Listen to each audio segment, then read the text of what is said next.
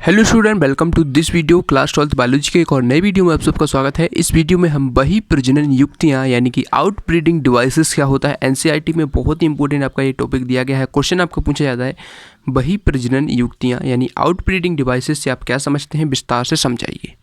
तो चलिए हम डिस्कस करते हैं। देखिए, बही प्रजनन युक्तियाँ क्या होती हैं, अभी हमने इससे पहले परागण देखा था। तो आप देख रहे थे कि स्वपरागण हो रहा था, परपरागण हो रहा था, लेकिन स्वपरागण रोकने के लिए यानी कि स्वपरागण ना हो, इसके लिए पादपों ने कुछ ऐसी व्यवस्थाएं अपने आप में विकसित कर ली हैं, कुछ ऐसे प्रक्रम विकसित कर लिए हैं ताकि उनमें स्वपरागण ना हो। क्योंकि स्वपरागण होने से उनके लक्षण जो हैं वो अच्छे लक्षण प्राप्त नहीं होते हैं, और साथ ही जो इनब्रीडिंग डिप्रेशन मतलब जो अंतःप्रजनन अवनमन है वो उत्पन्न होने की संभावना रहती है। इसका मतलब ये है कि उनमें अच्छे लक्षण प्राप्त नहीं होंगे, जिससे कि उनके जो फल वगैरह हैं वो अच्छी प्रजाति मतलब अच्छी किस्म के उत्पन्न नहीं होंगे। तो इसके लिए कुछ पौधों ने क्या किया है, अपने आप में ये बही प्रजनन युक्तियाँ विकसित कर ली हैं, जिससे ये इनको स्वपरागण होने से रोकती हैं और इनमें परपरागण ही संपन्न होता है। तो चलिए हम इसको स्टार्ट करते हैं। सभी वीडियोस इसी प्रकार से टॉपिक वाइज नोट के साथ आपको मिल जाएंगे चैनल की प्लेलिस्ट पर, तो वहाँ से देख सकते हैं। और नोट को कैसे लेना है, नंबर डिस्क्रिप्शन में है, कांटेक्ट कर सकते हैं, या लिंक दी होगी उस पर आप कांटेक्ट करेंगे तो आपको इसका पीडीएफ भी प्रोवाइड कराया जाएगा। तो चलिए शुरू करते हैं। बही प्रजनन युक्तियाँ यानी आउट ब्रीडिंग डिवाइसेस। अभी तक हमने परागण देखा, तो परागण में हम देख चुके थे कि आपके जो परागण है परागकोश से निकलकर किसी भी माध्यम से, जल, वायु या फिर कीट के माध्यम से या फिर मधुमक्खी कोई भी जैसे जंतु के माध्यम से आपके जो है वर्तिकाग्र तक पहुंच रहे थे। ठीक है, अब वर्तिकाग्र पर पहुंच के उनका क्या होता है, अंकुरण होता है। एनसीईआरटी का डायग्राम मैं आपको शो कर देता हूं। देखिए किस प्रकार से ये होता है, आप देख सकते हैं एनसीईआरटी में दिया गया है एक डायग्राम, आप देखिए। जैसे देखिए वर्तिकाग्र है, वर्तिकाग्र पर आप देख रहे होंगे कि यहाँ पर ये कई सारे पोलन ग्रेन्स थे, और पोलन ग्रेन्स आप देखिए यहाँ पर पोलन ट्यूब का निर्माण कर रहे हैं। यहाँ पर देखिए एक जो है, बाकी सभी अंकुरित नहीं होते हैं, एक आध ही अंकुरित होता है। देखिए एक अंकुरित होकर यहाँ पर देख सकते हैं पोलन ट्यूब इसने बना ली है, और ये पोलन ट्यूब यहाँ से जाएगी और बीजांड में प्रवेश करेगी। ठीक है, यहाँ से बीजांड में प्रवेश करेगी, और इसके अंदर ही आपके जो मेल गैमीट होंगे वो होंगे, और मेल गैमीट यहाँ से पहुँच के आपके जो यहाँ पर अंड कोशिका है उससे मेल गैमीट आपका संयुग्मन करेगा और यहाँ से फर्टिलाइजेशन होगा। इसके बाद हमें डुअल फर्टिलाइजेशन यानी दोहरा निषेचन भी देखना है, वो भी हम डिस्कस करेंगे, तो वो आपको समझ में आएगा। आप इतना समझिए अभी कि ये जो है आप देख सकते हैं परागकण अंकुरित होकर यहाँ पर पोलन ट्यूब का निर्माण करते हैं। ठीक है, इतना आपको समझ में आया। अब देखिए यहाँ पर देखते हैं। देखिए, अधिकांश पुष्पीय पादप उभयलिंगी पुष्पों एवं परागकणों को उत्पन्न करने वाले होते हैं। ठीक, उभयलिंगी पुष्प होते हैं उनमें, मतलब आपके जो मेल गैमीट मतलब मेल फ्लावर है और फीमेल फ्लावर दोनों ही उसी प्लांट पर होंगे।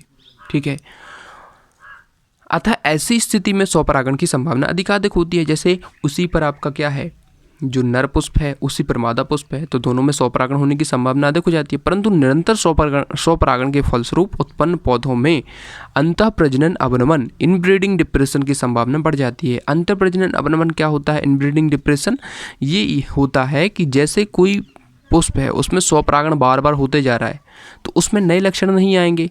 नए लक्षण नहीं आएंगे तो उसकी जो है, जो उसकी किस्म की जो गुणवत्ता है वो लगातार घटते जाएगी। ठीक है, और फिर उसकी किस्म कोई काम की नहीं रहेगी, ज़्यादा अच्छा उत्पादन नहीं देगी।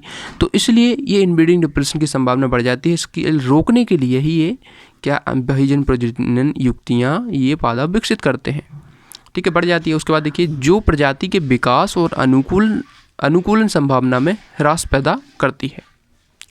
प्रजाति का विकास नहीं हो पाता, क्योंकि जैसे लक्षण कम होते जाएंगे और गिरते जाएंगे, नए लक्षण नहीं बनेंगे, तो विकास भी नहीं उनका होगा और अनुकूलन भी उनका नहीं होगा। ठीक है, अतः पुष्पीय पादपों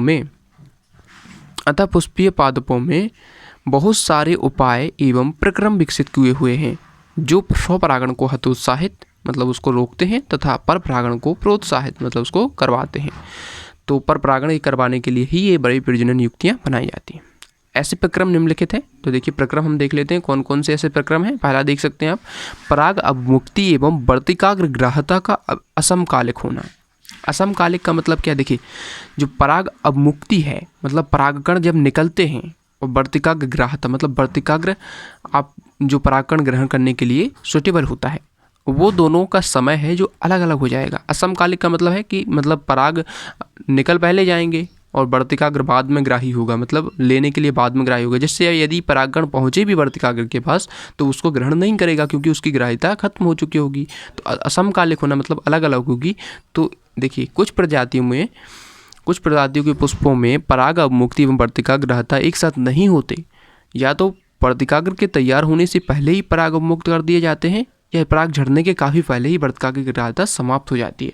तो इस स्थिति में परागकण जो है आपके, यदि परागकण पहुँचे भी वर्तिकाग्र पर तो वहाँ पर स्वपरागण नहीं होगा।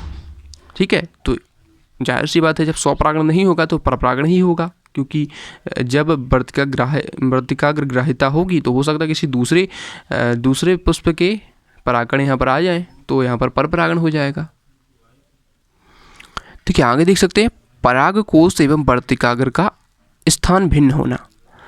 अब देखिए परागकोश और वर्तिकाग्र यदि अलग अलग मतलब दूर दूर होंगे तो हो सकता है उनमें जो संभावना है स्वपरागण की वो खत्म हो जाए। देखिए कुछ प्रजातियों के फूलों में परागकोश एवं वर्तिकाग्र की लंबाई में काफ़ी भिन्नता होती है। मतलब यहाँ पर यदि वर्तिकाग्र है तो परागकोश यहाँ पर होगा बहुत दूर।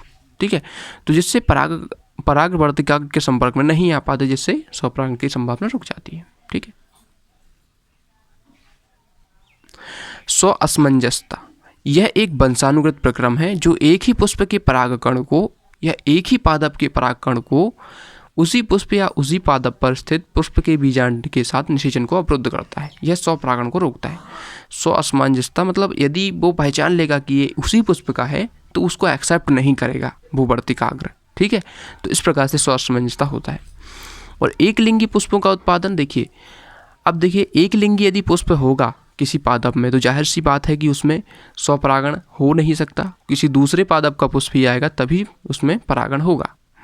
तो इसमें नर या मादा पुष्प या पादप होते हैं, मतलब या तो नर पुष्प होगा या मादा पुष्प होगा, या जो पादप है उसमें केवल नर होंगे या मादा होंगे। ठीक है, अतः स्वपरागण की संभावना खत्म हो जाती है। तो ये हमारा टॉपिक था आपका आउटब्रीडिंग डिवाइसेस, बही प्रजनन युक्तियाँ। तो इसके बाद हम नेक्स्ट टॉपिक डिस्कस करेंगे जो है पोलन पिस्टल इंटरेक्शन। ठीक है, तो इसको हम नेक्स्ट जिसको बोलते हैं पराग स्त्रीकेशन संकर्षण। ठीक है, तो उसको हम नेक्स्ट वीडियो में डिस्कस करेंगे। तो इस टॉपिक को अच्छे से कंप्लीट करिएगा और इससे पिछले सभी टॉपिक आपको चैनल के प्लेलिस्ट पे मिल जाएंगे, वहाँ से आप देख सकते हैं। थैंक्स फॉर वॉचिंग, मिलते हैं अगले वीडियो में।